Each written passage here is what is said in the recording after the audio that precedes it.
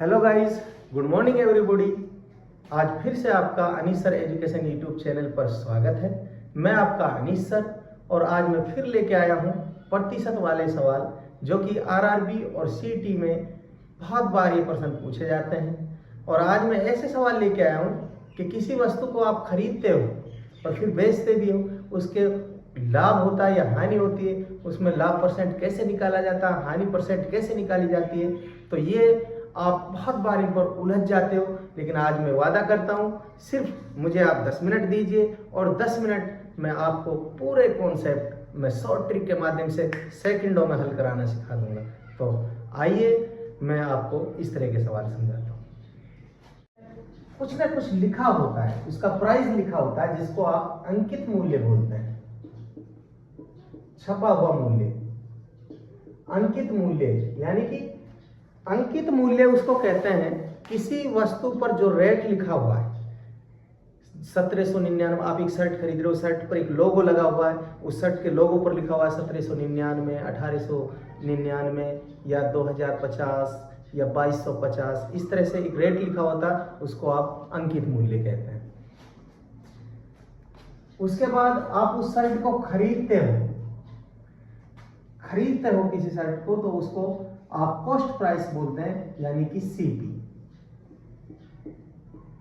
CP का मतलब क्रय मूल्य। क्रय मूल्य कहते हैं खरीदना। फिर एक होता है सेलिंग प्राइस, इसको शॉर्ट फॉर्म में आप एसपी लिख सकते हो, इसको कहते हैं विक्रय मूल्य।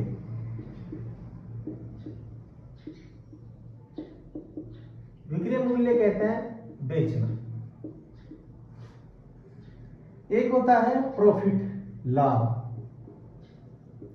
इसको लाभ बोलते हैं, प्रॉफिट।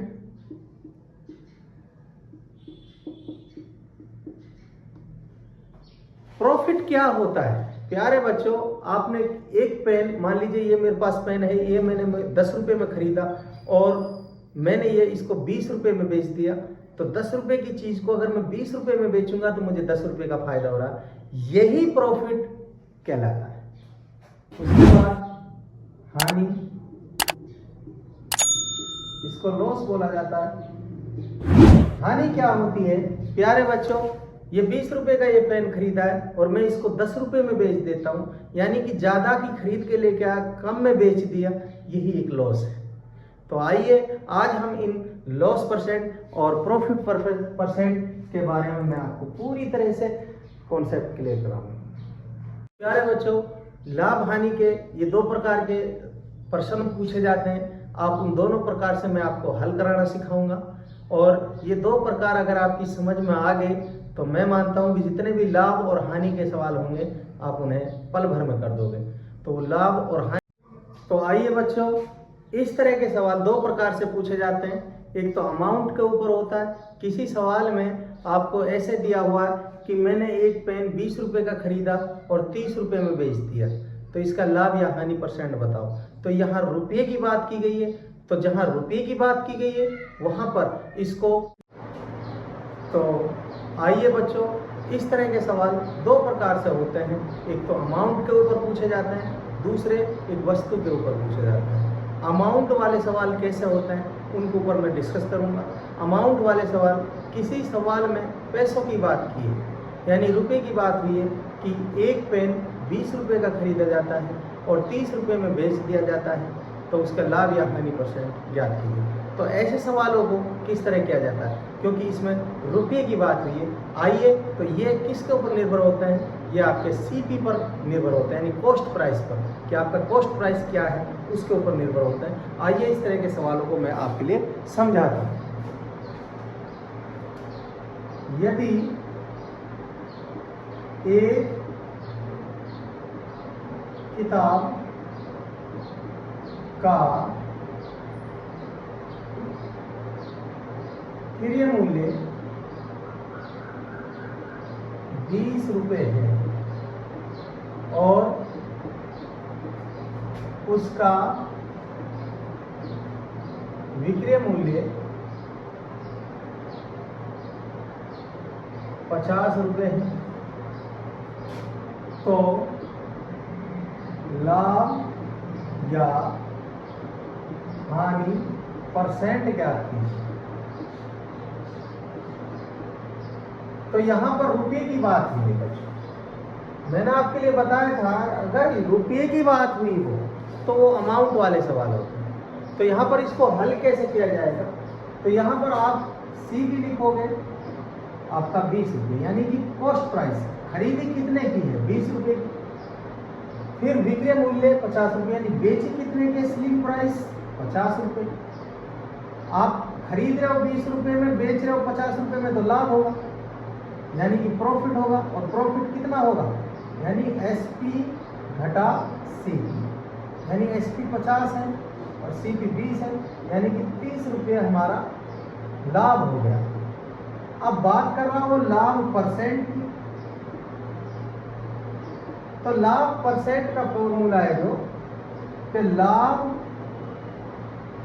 गुणा में 100 और बटे में सीपी, इसके ऊपर निर्भर करना बस। कॉस्ट प्राइस, क्रय मूल्य बटे में। तो आप कैसे करेंगे इसको? लाभ हमारा 30 रुपये है, गुणा में 100 और बटे में सीपी। सीपी हमारा 20 रुपये। 20 से काटेंगे, 20 से कम 20, 20 पंजे 100, 30 पंजे 150, यानी कि हमारा इस पर 150% का लाभ हुआ है। कितने परसेंट का लाभ हुआ है इस पर? 150% का लाभ हुआ है। तो इस तरह के सवाल इस प्रकार किए जाते हैं। तो आ गया समझ में? अगर बच्चों अभी भी समझ में नहीं आया हो तो मैं एक और अगला सवाल ले रहा हूँ, आपको पूरी तरह से ये कॉन्सेप्ट भी आपका क्लियर हो जाएगा। आइए अब हम दूसरा सवाल।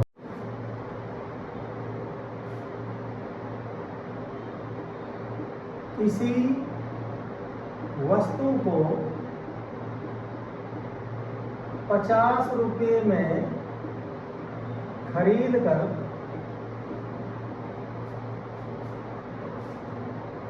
100 रुपये में बेचा जाता है,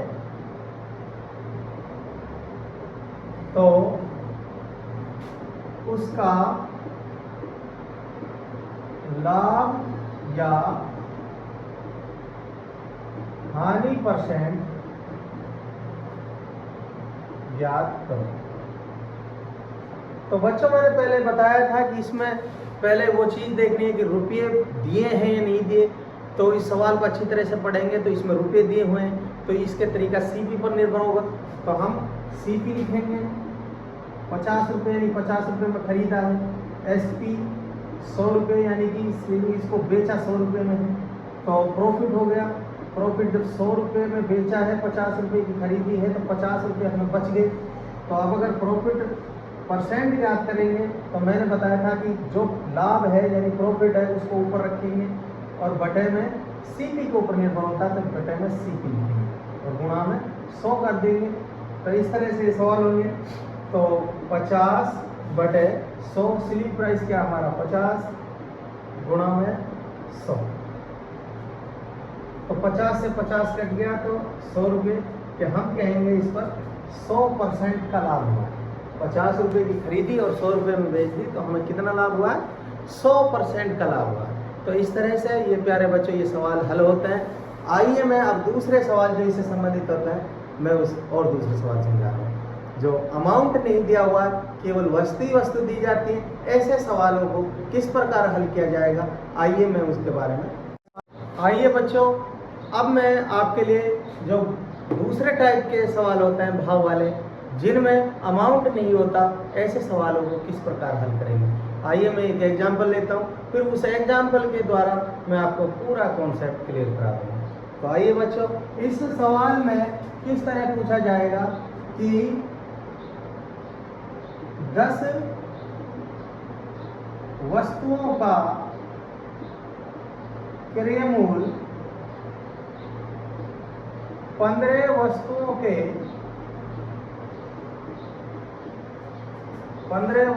के विक्रय मूल्य के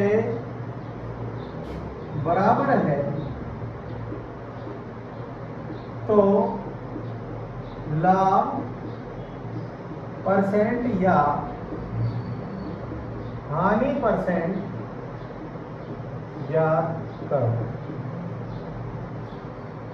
तो प्यारे बच्चों, यहाँ पर आप प्रश्न को अच्छी तरह से पढ़िए और प्रश्न में क्या लिखा हुआ है कि 10 वस्तुओं का क्रय मूल्य 15 वस्तुओं के विक्रय मूल्य के बराबर है। यानी कि यहाँ कोई रुपए नहीं दे रखे, उनके पैसे नहीं है, अमाउंट नहीं है। तो इस तरह के सवाल ये दूसरे टाइप के हैं। इस तरह के सवाल आपको किस प्रकार करने हैं आइए मैं बता दूं। जो आपका कॉस्ट प्राइस है वो आपका 10 वस्तु है। जो आपके सेलिंग प्राइस है वो आपका 15 वस्तु है। यानी कि आपने 10 वस्तुओं को खरीदा और जब उनको बेच रहे हो तो वो 15 वस्तुओं के बेचने पर जब हमें 10 वस्तुओं का मूल्य मिल रहा है। यानी कि अगर हम 15 वस्तु बेचें तो तब हमें अपने 10 वस्तुओं का पैसे वसूल होते हैं। तो इसका मतलब हमें 5 वस्तुओं का नुकसान जा रहा है। तो इसमें हानि होगी, यानी कि लॉस होगा। और हानि परसेंट जब आप मिला, और हानि कितने की होगी? 5 वस्तुओं की हो गई। तो 5 वस्तु की हानि हो गई। तो हानि जब निकालेंगे हानि परसेंट, तो इसमें मैंने तुम्हें बताया था कि हानि को ऊपर रखेंगे बटे में सीपी की नहीं है, एसपी की, यानी कि कितनी वस्तुओं को बेचने पर। एसपी हमारा 15 हो गया, गुना में 100 हो गया। तो जब इसको काटेंगे 5 एकम 5, 5 किया 15 और 3 से इसको काटेंगे तो 33 सही 1/3%। अगर इसको आप नहीं काट सकते तो आप इसको बहुत आसानी तरीके से भाग कर सकते हो। यानी कि 3 से 3 तिया 9, 1 0 3 तिया 9, 1 को ऊपर रख दिया, 3 को नीचे रख दिया। इस तरह से हमारा ये हानि होगी। तो प्यारे बच्चों, आ गया ना समझ में? सिर्फ अमाउंट वाले सवाल होंगे। यहाँ पर आपको एसपी की जगह सीपी रखना है, और अगर भाव वाले सवाल होंगे तो यहाँ पर एसपी रखना है। आइए मैं दूसरा और एग्जांपल लेता हूँ इसी तरीके का, आपका पूरा कॉन्सेप्ट ये क्लियर हो जाएगा। और अगला सवाल, आम के 12 आमों का क्रय मूल्य उसके 8 आमों के विक्रय मूल्य के